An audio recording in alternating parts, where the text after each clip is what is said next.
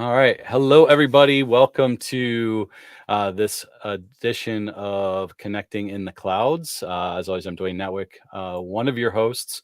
My other hosts, Amy and Shannon, are on separate vacations. I've been seeing some sandy beach and nice poolside pictures on their social media. So a little bit jealous of them, but they're going to be jealous of us, jealous of me, because I get to talk to Alec Harrison and Brian Gorman today as our special guests. So welcome, gentlemen. Why don't you give a quick introduction of who you are and how you support the community?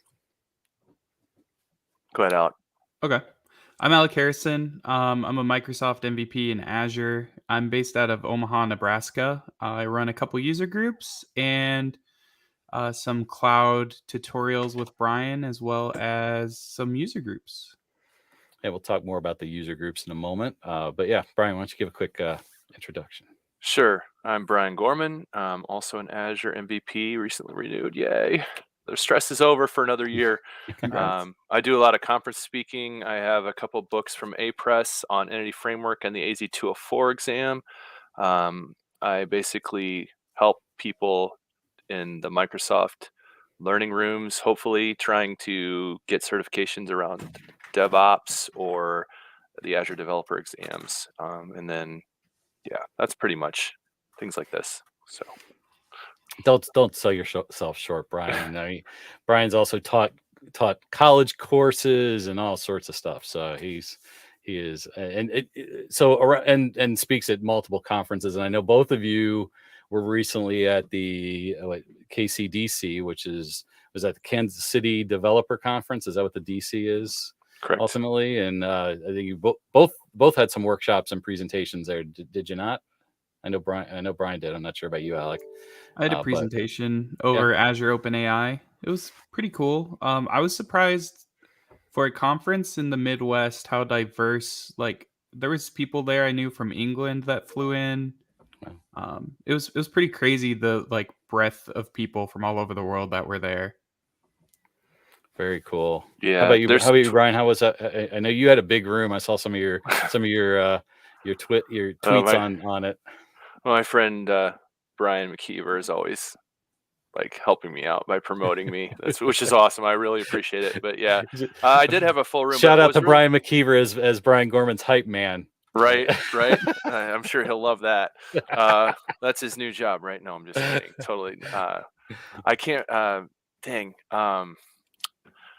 I should have looked this up. So I forgot her name, and I apologize. Jeannie, I think, was her name, from New York, and she live blogged my talk, and it was phenomenal. I was like, "Thank you for doing this. I wish there was like this happened more often." So, if you're a conference attendee and you just want to like live blog the talk, know that that's really appreciated, because it really is nice to be able to tweet your tweet that says, "Hey, I live blogged this talk," and then people get this like step by step outline of what you did. It was really Mhm. cool. So I really appreciated that. We had a really great conference. There was 28 countries represented across 6 continents. So if you're in the Midwest, and I know that there are other conferences here. I'm going to Nebraska Code next week or 2 weeks from now, and then Beer City Code in Michigan's happening in a couple weeks. We got the Dev Up in St. Louis coming up in August. I'm going to be at that one as well. Unfortunately, I'm not going to be at Beer City Code. I got a class reunion that year, and we won't talk about the number of years out of high school. And then, Not but as yeah, many if as you're, mine. Not as many as mine. I know. oh, it's only like one short.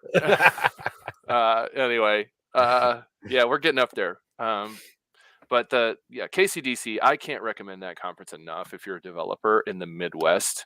And I know we got Code Mash over in Ohio, and there are some other ones. I'm not saying it's the only conference or whatever, but if your team can go to that, it's well worth every cent of it, because you wouldn't believe the different. I mean, it's not just .NET, it's not just Microsoft. There's Java, there's JavaScript, there's OpenAI. There was a lot of ML. There was all kinds of opportunities on different paths. So it was a really fun conference too. They do phenomenal barbecue dinners, if that sort of suits you. Yeah, so we had a good time. Yeah, and there was, I think, 6 to 8 concurrent paths.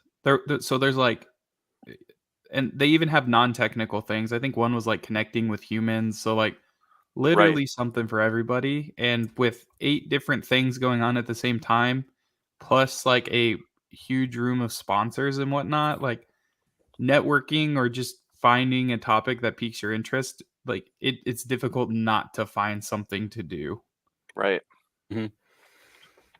That's really cool. I'm looking forward to doing some more. I just got back from AWS Reinforce last month and did we actually, myself and my line manager actually presented in the AWS Cloud Ops booth on security.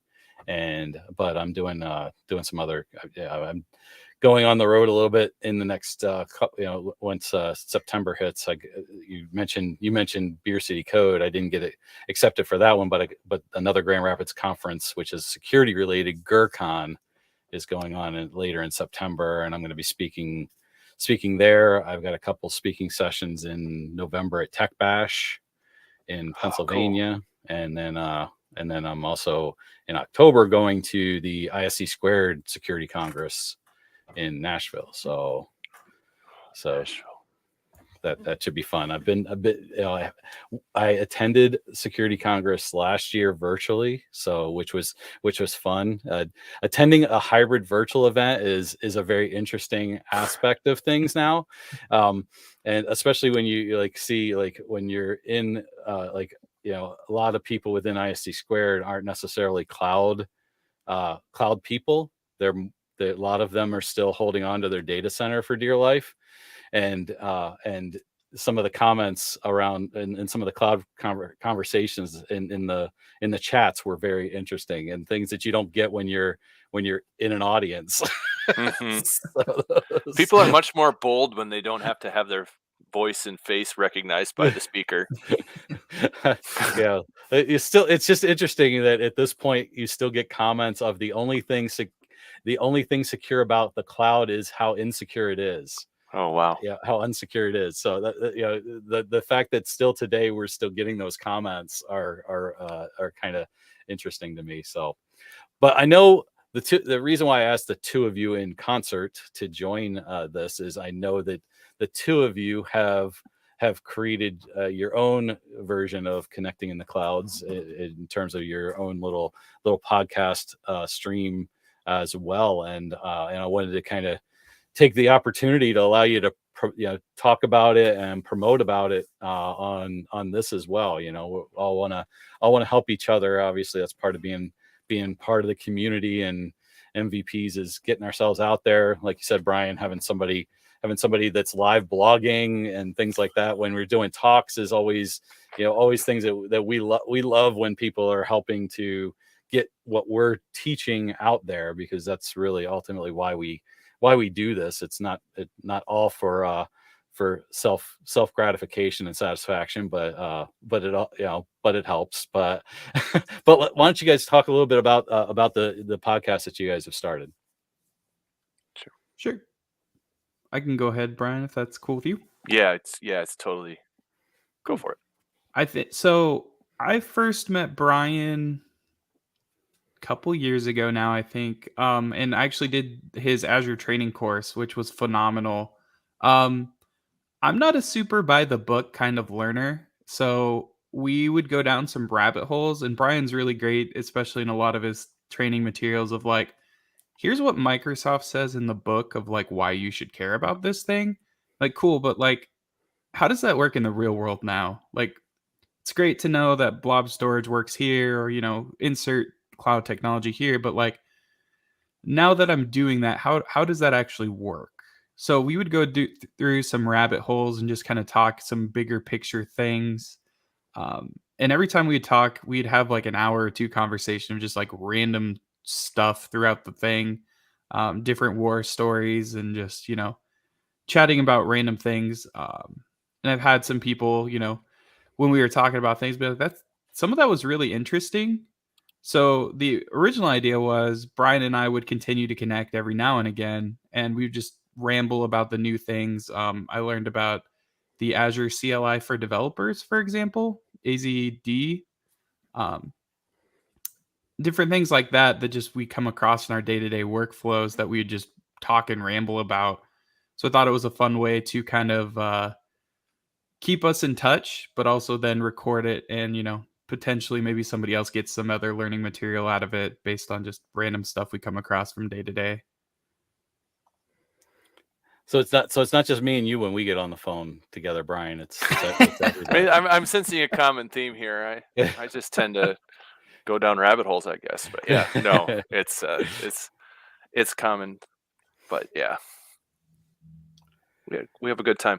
We had our first episode, and I think we could have made it 3 episodes. Honestly, Mm-hmm. We had some really great conversations around 3 different things, and realized we probably shouldn't just maybe ad hoc everything. Maybe we'll want to have a little bit of a control set around what we're going to, maybe some Azure policy around what we're actually going to talk about, right?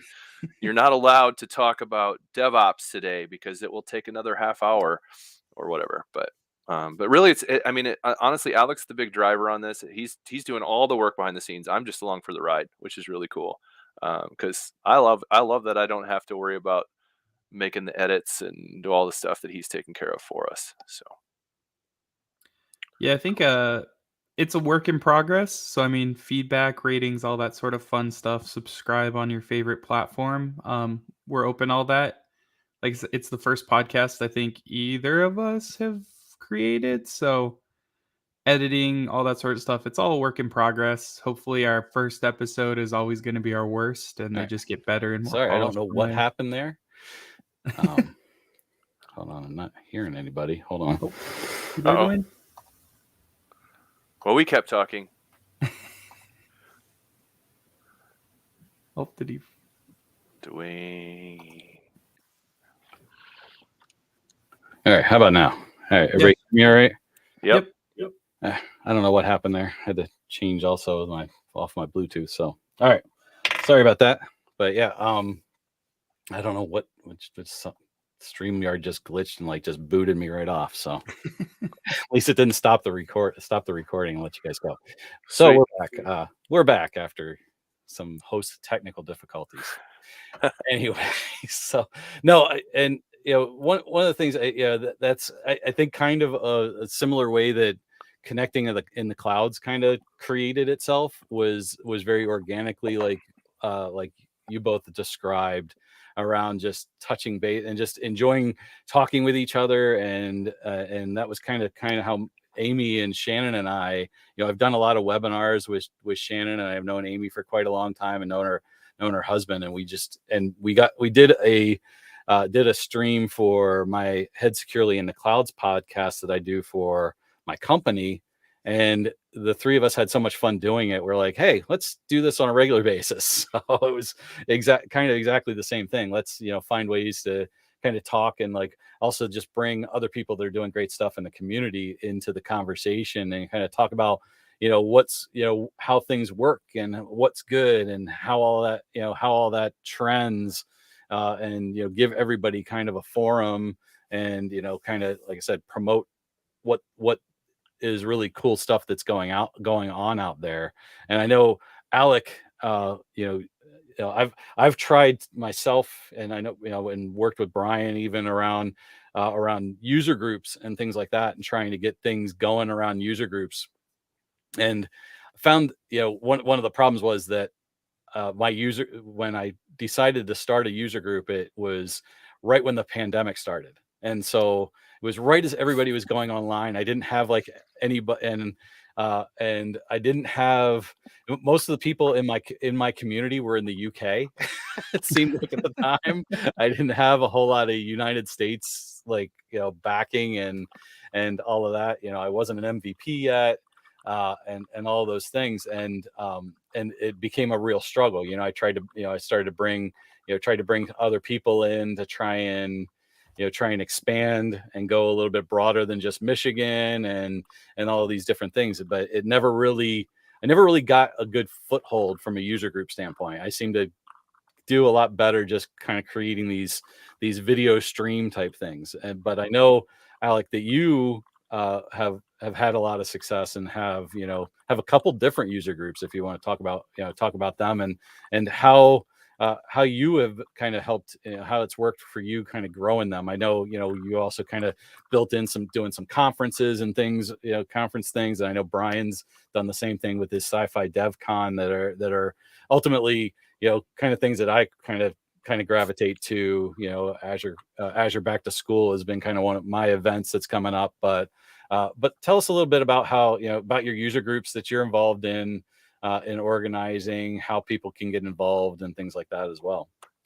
Yeah, so I can't really speak to getting them off the ground from the get-go. I actually took the Iowa one over from a person who now works at Microsoft, or maybe worked at Microsoft when they started it. And we kind of revived it. So it was probably towards the early to mid pandemic. I was connected with Derek Sharp, who's actually at Microsoft. And we talked about, just wanting to be more active in the community, specifically in an Azure space. Mhm. At that time, my consultancy was cloud agnostic, plug for Source Allies in here. But we were very heavy in the AWS field. Des Moines is very big in AWS as a whole. And there was an AWS user group going on. So one of my coworkers just was like, hey, you should see if there's an Azure one. And I looked up on Meetup. I'm like, oh, sweet, there is one. And then they hadn't met for like a year and a half. And I was like, oh, okay. So I reached out to the guy who was running it. And Derek Sharp and I decided to partner there. So we had whoever we wanted at Microsoft to come speak, in quotes. Like, obviously some of the bigger people we haven't tried to pull in, but if we say, we want somebody to talk on X topic, there's a pretty good network within Microsoft, especially when we were all virtual, that it was pretty easy to have somebody somewhere who was an expert in whatever thing come in and give a great talk on a topic. I think ultimately we had a few. We've kind of stayed virtual in that one. Turned into a full-fledged nonprofit, so we're a 501c3. In Des Moines, particularly, a lot of the user groups are formalized there a lot more than I've seen elsewhere. So we'd ask for like sponsorships for our meetings, and some companies would be like, "That's weird." But then as soon as we're a nonprofit, they'd write, bigger checks for us, and we're like, "Oh, this is easier." We just had to do the legwork to become a nonprofit. So if you want to know how to form a nonprofit in the state of Iowa, I've looked at Nebraska. It's fairly similar, I think. So at least at the federal level, it's the same. So hit me up if you're thinking about that. There is a lot of upfront work, but after that, it's not terribly difficult, assuming you're not handling vast amounts of money, which we're not. And if you ever get to that point, it's a good problem to have. So yeah, then we just started producing virtual content. We picked our cadence and just stuck to it the best as possible. The biggest piece of advice I would have is, once you know your cadence and schedule, try to get out and promote it as early as possible. That's been the most prevalent feedback we had. Is we'd have speakers that, we eventually split up to 4 people, finding 4 different, the year split up 4 ways. And some people are a little better at finding speakers in advance or topics. Or, you have last minute audibles because of life. But I think the biggest thing was just getting on the schedule with a high level topic. That's kind of my goal. I also run the Kansas City Azure user group. Again, stepped into that one, took it over from, I got a notification on Meetup that it was going to be dissolved if nobody grabbed it. So I did that. And if anybody wants to get into speaking, like, by all means, reach out to me too. That one, my biggest requirements are, I just need your commitment on a date, the high level title, and that's about it. A bio for you if you want to plug your own information. But past that, then I try to schedule those out. I think I got, the couple first months of the year, I got all the way out to September. And I've been neglecting that group a little bit because I'm getting married here next weekend. So after that, going to hit the ground running, try to schedule the rest of the year out. And then in our pre-talk, Brian had a joke of taking over the Midwest in Azure user groups. I've being geo-dispersed right now. and both of our user groups are virtual just because of like, I think there's a trend, at least in the user groups I'm running, there seems to be a trend that people still really enjoy virtualness, especially like over the lunch hour, because then it's like I'm not Mhm. making extra time. I can work it into my day. And then at the end of the day, I'm still done with work. We just didn't have a ton of people show up when we started trying to go back to virtual. And we're seeing traffic from as far away as like there's a couple gentlemen in Texas that seem to regularly tune into our Iowa user group. So when we go virtual, we start separating people who can come. We're not as far. So I made the joke to Brian of like, ultimate goal 10 years, 15 years from now, we just have like a Midwest Azure user group that there's a conglomerate of everybody from all over the place. And maybe there's a centralized org that if you want to throw an event, we could, Mhm. somebody can run all the nonprofit junk for you. So you don't have to deal with any of that headache. You can just, run your group, do that. And then we'd have, maybe higher level sponsors or there's local, I don't Mhm. know. And that way scheduling is the other headache. Like, um, I'm plug for Javier Lozano. He runs the .NET user group and the .NET conference, .NET Conf that comes around. We were real ambitious and started off with, I think it was 2 presentations a month. And finding speakers can burn people out quickly. Luckily, with Derek's connections at Microsoft and COVID, a lot of people were very generous with us of like, oh yeah, like I would love to talk. We were far enough in COVID, everybody had their own home setups, so we didn't have to really deal with that. Everybody knew how to work Teams and Zoom. Like a lot of the pain points were solved for us, but still, like finding 2 people a month was a lot.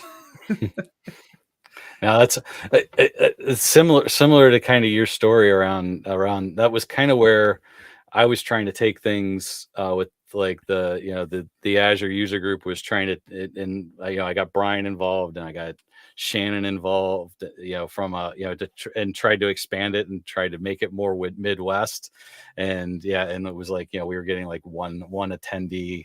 And I'm like, oh, this isn't worth anybody's time at this point. It's easier just to do like a conversational stream that's recorded, not call it and not call it a user group. So we kind of took that standpoint. But I think maybe Alec, as you expand, if you want to expand into Michigan, I can help support that for you.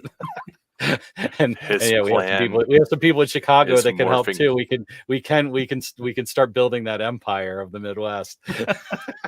This is the Dude, roadmap. what is it Anybody's with trying to copy one. Chicago though? Like, why is it so hard? There's like no conferences in Chicago. I would have like loved to go to Chicago for a conference. What's up I with know, that? right? Maybe I it's can get just the me, whole man. family to go along with me. Yeah, there just doesn't seem to be much this year. Even like AWS Summit didn't go. I don't think was going to Chicago this year. It Hmm. like the closest it was getting to me was I think Toronto. So uh, yeah, so Hmm. that's kind of strange. And maybe it's a cost based thing. I don't know, but yeah, Brian, I know you just a couple months ago did your sci-fi dev con, which is great. And a lot of fun because not only are we talking about dry technology stuff, but we put the sci-fi spin on it, right? so so those are I don't know all what you're good things. talking Yes, about. this is the way. Yes, this is the May, right? This is the May. That's the new title from now on. We're going to be Yes, doing no longer May the 4th. right. May the 4th. It's now this is the May. Yeah. So what Alex said about like just getting started in COVID. So I was a little ambitious and I've always had this idea to do Sci-Fi DevCon in the back of my head. And like in my mind, it's this big conference like KCDC and everybody's like in costumes and we're doing tech talks that are, your regular tech talks. So, you do a lot of security stuff, Dwayne. Alec, you do a lot of AI ML stuff. You would just basically be like, well, Dwayne, you've done a couple on each of my years. It's just like, I can't remember the titles of yours. I'm remembering like the titles of Scott's, which was like protect your thermal exhaust port and different things like that. I did It's just I did the protecting the Death Star. there we And go. with defense in depth and things Yeah. like that. Yeah. Yeah. I did what I do. I did the Avengers and the Infinity Stones this year, and I did Yes. I did do a Mandalorian based one this year. So yeah. So Right. yeah, it's always fun to kind of take things that you talk about and then kind of put that sci-fi spin on it. Yeah. So the first year, I was like, it was literally like COVID hit, and I had been scheduled to do 4 or 5 conferences, and everybody was canceling. And it was like the biggest bummer of my life. I'm like, what are we going to do? So I had this big idea. Well, I've always wanted to do Sci-Fi DevCon. Let's run a Sci-Fi DevCon virtual. Then I don't have to worry about finding a conference center, and everybody can just do their thing, and it'll be amazing. So I had speakers lined up for 4 tracks, and I had 3 people buy tickets.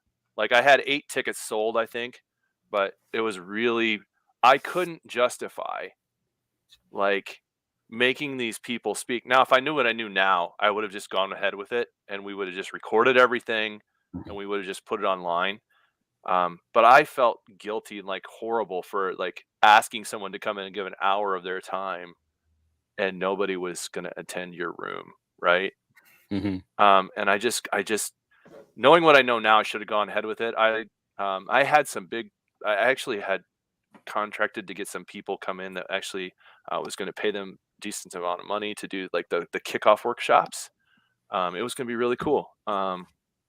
And I had to cancel it because I was just like overwhelmed with the fact that nobody would buy any tickets. And what I realized is that virtual tickets are ridiculous, and you're not going to be able to do like, at least not the way I was going about it, a conference like thing.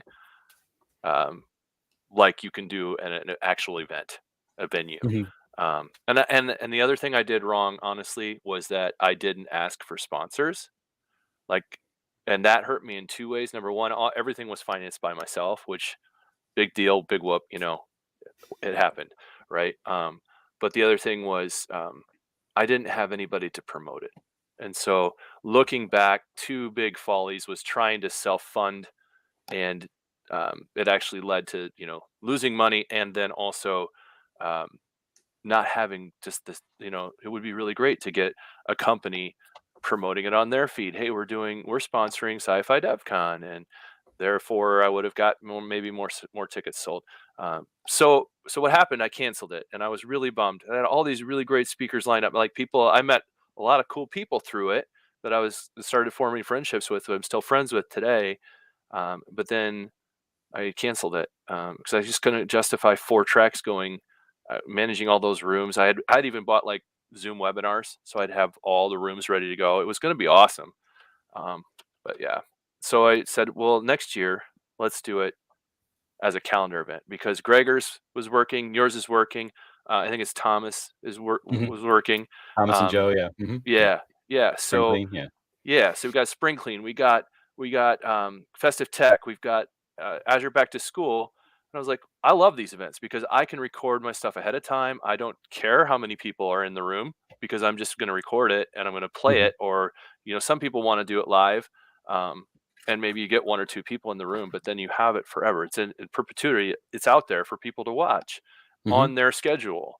Um, and so I was like, well, let's just do a calendar event. And then I'm like, well, it's Sci-Fi DevCon. Why don't we do it around May the 4th? And so that's how this whole thing was born, May the 4th event. And now somebody tweeted a meme earlier this year, this is the May. And I was like, okay. So we started saying that like on everything. And I think that's what it's going to be called from now on. Because it's actually the whole month of May, not just the 4th. Right, right, yeah. It So, doesn't pigeonhole you into right. that day, right? The people that aren't on the 4th of May feel like they're I second hand, right? I know, it's like the coveted spot. I even did 2 this year. So I'm just like, we'll have 2 people go on the 4th of May because it's the coveted spot. And I feel guilty because there are a lot of people that did some really great talks that weren't on that day, and Yeah. calling it the May the 4th event and then not being on May the 4th is a little bit like, We're like the yeah. backup singers for the Backstreet Boys or whatever. Well, I wasn't on May the 4th either. and the worst is like, okay, you're going to go on Sunday. Oh, okay. Nobody's going to watch my stuff. Well, it'll be on the videos. I'm I good. mean, it's free in perpetuity, but yeah. We actually decided to do Azure Back to School. We gave an option for live streaming, and I was looking. There's already like almost 20 people that wanted to have raised their hand to do a live stream. So now I got to figure out how to schedule that. That's yeah. to stream them. But I was like looking of doing it like a Tuesday, Wednesday, Thursday being the streaming days across September. Mhm. So those that want to do the live stream, I'll schedule them on there. And some of them are community members in the UK and stuff. So I got to figure out like morning times and things like that for me to do those as well. So have you thought about being a consistent scheduled time though? Because like that's I tried to do everything at 1 try to p.m. do that.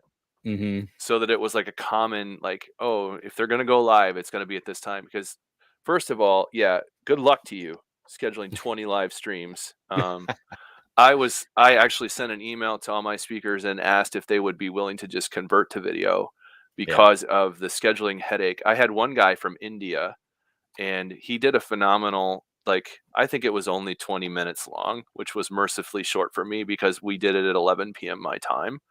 Mm-hmm. Because that was the time that worked for both of us, that he was available, and that their time was like 9:30 in the morning or something ridiculous, right? Yeah. So it worked, but it wasn't ideal. So next year, mine are going to be somewhere in the morning time frame on Tuesday, Wednesday, or Thursday, and a couple of them put either option. So I might go to them and say, hey, would you rather pre-record rather than trying to fit in these streams and things like that? A couple and it's interesting the way September hits. September hits, the 1st is a Friday and the 29th is a Friday. So I'm also combining streams with Connecting in the Clouds as part of the kickoff and end date for Azure Back to School. We'll go on both channels simultaneously on YouTube, just to get more out there. One quick thing: how do if one of you do you have a call for speakers for the for your podcast? For people to join, have community members come on to your podcast as well. If you want to put that in the private chat, I can share that in the stream as well. So for those, Sci-Fi DevCon, look for that. Next, this is the May, so May 2024, we'll see that again. Azure Back to School call for speakers is open for that one, and you can view the speakers that have been confirmed. I've been confirming as they all go in there. The schedule hasn't been set yet. The schedule will be set in August for that. But you can go to the website on the screen and see who's speaking. You can come back there. I've learned how to use Sessionize to my advantage for these pages. I have get the script into the page and it just does everything for you. There was a time when the first year I started Azure Back to School, I did a markdown language table for everybody, and every day I was putting in YouTube links and stuff. Now I don't have to do that anymore. Nice. Sessionize is a lifesaver from that standpoint. So I don't know anybody that is running a conference or anything like that, I totally recommend Sessionize. Yeah, I don't know if anybody doesn't know this or not, but Sessionize, not only is it an awesome tool, but if you are a community event, like, they will give you a license. Like, if you're not charging money for people to see your stuff or do your stuff, if you are charging, then you can still do it for a nominal fee. Like, it's not gouging at all. Yeah, user groups, community events, as long as you're promoting diversity and and inclusion and all of that, and not charging anything. I've got like I think 4 different Sessionize accounts set up for the different things. Like set it up every year for Azure Back to School. I have one. I think I created one for Connecting in the Clouds, but but Shannon did a great job of really scheduling our entire year out for connecting in the clouds. So we've got speakers all through December already lined up for this podcast. So shout out to Shannon for all of her hard work there, utilizing her contacts in the community. And like everybody said, I think we made it clear, it's not hard to find speakers. It's not hard to find people wanting to speak if you get them far enough in advance and things like that. And you build these relationships. And that's, obviously, Alec, how me and you kind of met through Brian, I think, because I think Brian pointed you to Azure Back to School last year. And that's how we met. And, Brian and I just happened to work together for a year or so. But we had a lot of fun. Yeah, we've continued our our friendship and involvement. Something else I keep wanting to bring up is I'm wearing my Microsoft Learn shirt. And I see Brian reaching for his something shameless self promo. Self promo for us, but also for some things that Microsoft Learn's doing for the community as well is the learning rooms. And I know Brian, you were on the initial beta test of the Learn rooms. You want to talk a little bit about the Learn rooms and how they work, because I really have enjoyed going through and doing and getting involved in this one. Yeah, so maybe I'll just pull back the curtain a little bit here. It is still very new. So it is evolutionary at this point. There are some things that are continually being adopted as we find things that are working and things that aren't. But it's been a really great platform. It is run by Microsoft. And Microsoft has a partner that I think does some of the stuff behind the scenes too. Yep. But ultimately, it's a Microsoft thing, and it's free. So you don't have to pay anything to join rooms. You can join as many rooms as you want. And there's a directory that maybe we can get the link out later or something, but of all of the different people, Dwayne and I are both in there. Tiago's in there. There's a number of really great trainers. So like if you don't like me or you don't like Dwayne for whatever reason, you can still go and join somebody else's room, right? Or you can join them all. And, it may be at some point we have so many people doing like specific things. There may be maybe this is a little bit behind the curtain again, but we're talking about some possible collaboration events where we have multiple Learn experts joining together to do some live things, or possibly do a weekly or a monthly scheduled thing to get more information to the community. And the idea is Microsoft has invested a great deal in transitioning their Learn environment to become more open and available to learners. Ultimately, you will see this in the Learn platform with all of the different modules that you can go through. So like if I want to take an exam, for example, the SC100 that Dwayne has a book on, or the AZ204 that I have a book on, or whatever, any of them, the AZ700, the AZ104, whatever your flavor of I need this exam or I want this exam is, you can go to the site at Azure or Microsoft, excuse me, and get the Learn modules and the learning paths you need to do. So the idea for like what I want to do around it is I want to support you through those paths. So you're running, the AZ204 and you're on Application Insights, or you're on, Azure Functions or something, and you run into something that you get stuck on or you just don't understand. You should ask a question in my room, and I'm happy to jump in and answer it. Hopefully, as organically things continue to grow, the idea is it wouldn't necessarily even be me that answered it. Maybe another expert who's not the Learn expert, but just is in the room with us. Might, a community, a colleague, right, per se, would be able to jump in and say, I know the answer to that, and beat me to the answer, which is awesome because, I don't know all the answers either. So I like to think that I do, but no, not even close. So, yeah. Oh, go ahead, Brian. Sorry. Didn't mean to cut you off. Yeah. So basically, one of the things that I tried to do last month after build was a weekly live let's talk about the Cloud Skills Challenge. I don't know. So if you're not familiar with this, usually around build, around Ignite, around some of the big Microsoft events, pay close attention. And usually all of us will post the links once we know what's going on. If there is anything, we never know until like the day before anyway, too, right? We're like, hey, this is coming. Here it is, right? And so then we post the link when, the Cloud Skills Challenge is happening. And, you can get a certification exam, or sometimes it's 50% off or something. And Dwayne, maybe you can talk about your 50% off thing you're doing. But the idea was, okay, you've got 30 days to complete all these learn modules, and if you do it, you get an exam voucher, right? So my thing was kind of supposed to be an accountability group, checkpoints, and any questions. Unfortunately, the traction, I tried to run it from 9 to 11 p.m. I thought, number one, that's a schedule that worked for me. Number two, that would be something that, like, worldwide would be kind of right in a nice time zone. Obviously, not necessarily for Europe, right? But for like I think a lot of the Learn community is in the Central Eastern Asia area.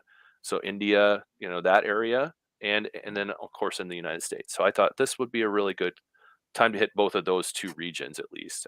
But couldn't really get a lot of traction, so I just ended up doing some live demos, recording them, and throwing them out there. And so yeah, so doing. No, that's really, and the interesting thing, and Alec, you had beat me to it. I just copied the link myself when you had posted it in the chat. So, but yeah, you can also do just Microsoft Learning Room directory, and you can find this link, and it's got everybody that's got a learning room, and you select it, gives you a form, and like Brian said, you could select multiple learning rooms to be a part of. Essentially, and it's a Teams channel right now, so you get part of that Teams channel. Mine's on cybersecurity, and it's not just Microsoft. I'm doing a lot. I'm an ISC squared instructor as well. So I've in terms of vendor independence, been promoting some of that as a starting point. And like Brian was saying, some of the learning rooms are offering 50% off vouchers on fundamentals exams, and doing some different things, whether it's a skills challenge. I think Julian's doing a skills challenge on AI or on Power Platform, I believe. I'm doing one on here, get a fundamentals voucher for SC 900 after you've gone through and gotten the ISC squared certified in cybersecurity, which is their entry level, that they're offering free on-demand training and free exam vouchers for. So everybody, so you get a free exam voucher for an ISC squared certification, then you can move on to getting a 50% one for a Microsoft, hopefully the SC 900, from my standpoint, being selfish around security. But if you already have that, it's good for any fundamentals vouchers, fundamentals exam. So those are all things that we're doing to kind of, like Brian said, we're in an infancy stage. We're less than 6 months old in terms of doing this, so we're all trying to find the best way to run our particular group and team and community. And it's trial and error. Like Brian said, had trouble finding, getting people to come online live for touch points. I know some of the other groups have done similar, created some touch point, live meetings. I haven't gone that far directly yet, but hope to kind of get that as well, or maybe like Brian's moved into providing some how-to videos and things like that. We're all doing a lot of different things, and it's great people from the community, people from Microsoft. So if you're interested, and you're trying to learn, pick some of these rooms, and you can, we're at least sharing links, sharing content, sharing where to go and tips and tricks, and all of those things come out of it. I'm really excited to be a part of it. And thank you, Brian, for kind of introducing me to Carrie. And then there's Christian and Gracie that are all big helps. Just shout out to those three, because I know they're working really hard to find what works good in different rooms and share it out with everybody, so that we keep so that we're all, there's this knowledge share between all of us within the learn experts, to continue to grow this community, because it's really cool. I really like how Microsoft's doing that. So. So I have to say, as somebody who's not, oh, sorry, go ahead. Go ahead. Alec. I was going to say, as somebody who's not directly involved in it, a lot of the people are also just great people. Like, I know you mentioned Tiago, Eric, Woodruff, like you guys, all just great people in general too. So like, even, I bet even if you ask questions that maybe aren't specifically to that room, right, they will answer it. I think, Brian, you put a plug in our podcast, like, if you're doing work for work, we're not going to consult to you for free. But Right. if you're studying for an exam of some sort or just have a generic question, like they're all great people too, and would be more than happy to help and just connect you with the right resources or chat with you about what is going on. I think Brian and I both have had questions that related kind of our areas. I think we've referred people back and forth already, and that's Right. similar. Somebody asks something about like Power Platform, like, yeah, join Julian Sharp's room. Right. I mean, the great thing about this is that this community, like I said, it's Microsoft technical trainers as well as it's Microsoft certified trainers for the most part, and a lot of Microsoft certified trainers are also Microsoft MVPs. So we all gravitate to helping the community. It's just it's kind of something that's just in our nature. So we're going to help guide you. Yeah, if you're part of my room and you have a question about something else and I can't answer it, I generally will know somebody that can and can point you that way. So yeah, I appreciate you bringing that up, Alec. Generally we're pretty good at checking our egos at the door for the most part. So even though we seem to be very self-promoting and on social media, the Microsoft community is fairly down to earth.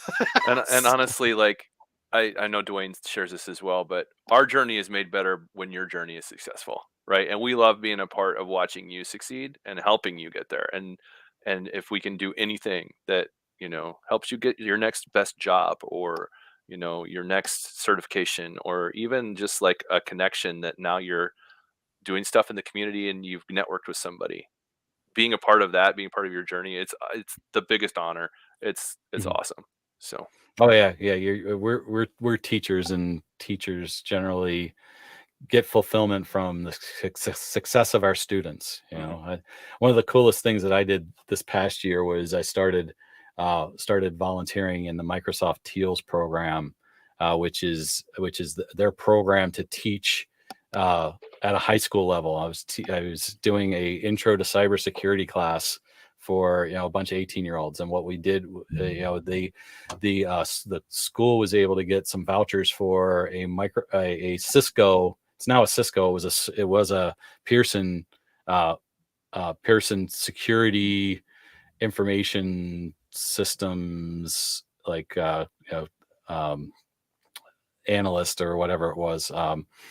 But he had some exam vouchers, and we had 30 or so kids in the class, and I think 10 of them passed the exam.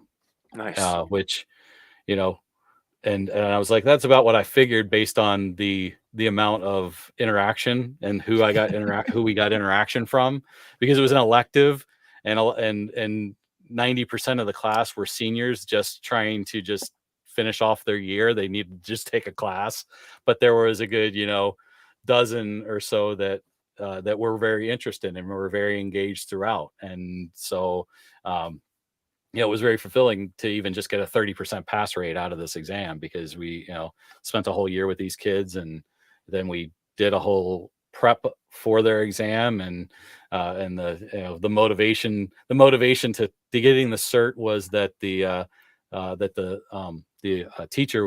classroom teacher was like, if you pass this exam, you don't have to take the final. So they essentially got time off for that too. So but seeing that and seeing the pass report was very very fulfilling, because I'm like, okay, well, that was worth my time for the year. And these kids that took the ownership on their own selves to get that certification now are moving into college already with a cybersecurity IT based certification that will go with them forever.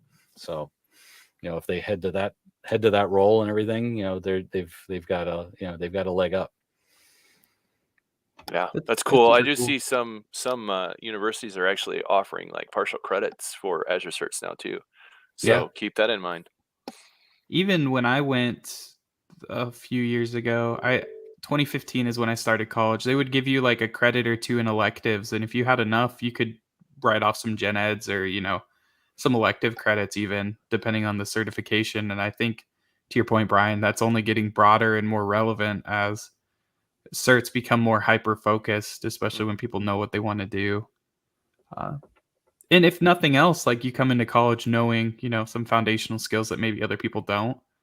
I always make the joke. I ended up in cloud because in college, they'd throw out cloud, AI, and big data. And any professor you ask to explain further would be like, oh, just be a master's student and come work for me. And then we'll go in further. Like, I'm not going to do that. So I picked the cloud as my first one that I would understand and move on. And I've been stuck here happily ever since because you start to realize why they won't go into it because they're just so huge areas of just things and changing so rapidly. But yeah, that I think it's anywhere that you can get more exposure and experience is always good. My journey started in running coax and twinax cable for token ring networks for AS400s.